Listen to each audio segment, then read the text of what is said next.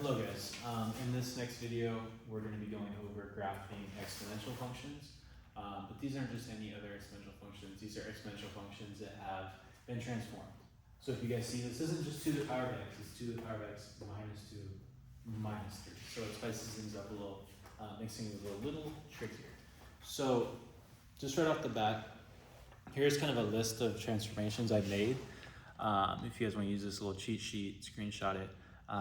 I'm not going to be going over each individual transformation of an exponential function, but you can see like on that list like what each one actually does. So let's get into graphing. We're ready to graph. So with log functions, we have vertical asymptotes. Now with exponential functions, we have horizontal asymptotes. So that's where we start with. We start with what is our horizontal asymptote?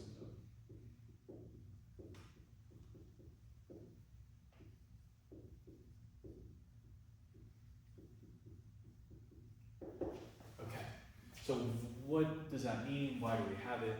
Well, that's just saying on our graph, if we just look at our function, an exponential function, we know that an exponent can never give us a negative number. So 2 to the power of negative 1,000, it's going to give us a really small number, but it's still going to be positive. So we can never ever get a negative number from an exponent. So that means our graph never goes lower than a certain point. So what point is that? It's this number right here. So if we do not have a vertical shift, then our horizontal asymptote is going to be at 0, at y equals 0, because we're never going to go below 0, since 2 to the power of x minus 2, that function is never going to give us a y value that's less than 0. So the lowest we can go is minus 3. So we have a horizontal asymptote at y equals minus 3. So we can go to our graph. I'm going to make the graph over here this time. We can go to our graph.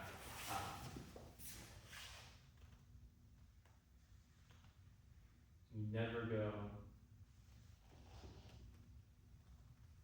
beneath that line there, -3. So next, we got to figure out 2 points, just like we did when we were solving or finding the graphs of logs. So the first point, what points? I mean, we can just think like what points are easy to solve for exponents. For exponents, you could do whatever points you want. I just like to do whichever ones are the easiest. And for me, the ones that are the easiest is when the exponent is 0, since anything to the power of 0 is just 1.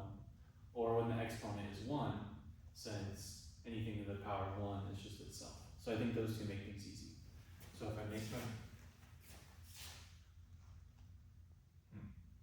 a chart over here. No, I'm not going to do that. I'm going to do it over here.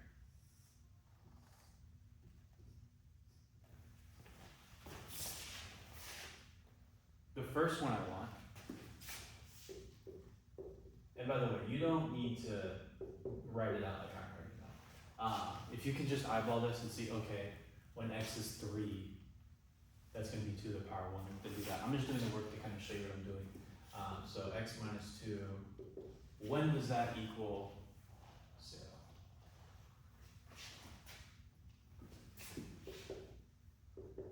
Equals 0 when x is 2.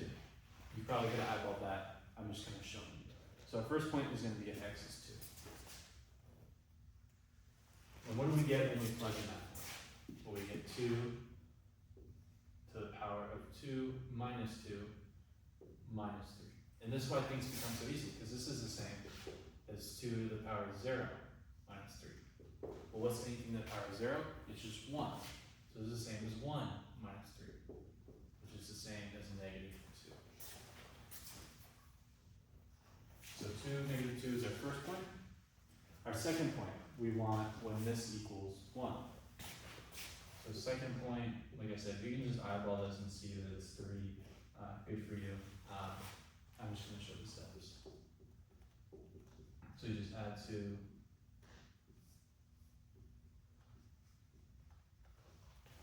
You get 3. That's going to be our second point.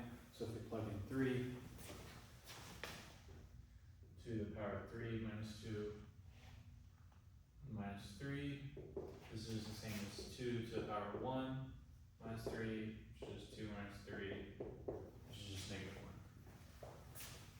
So 3 be equal negative 1. So let's plot these points. So 1, 2, 3. And so we have 2,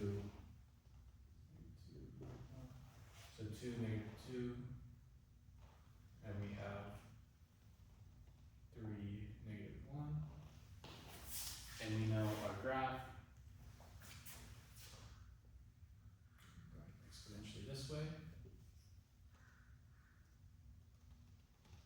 And we're going to be approaching that horizontal asymptote, but we're never actually going to hit that horizontal asymptote. So that, ladies and gentlemen, is what our graph should look like.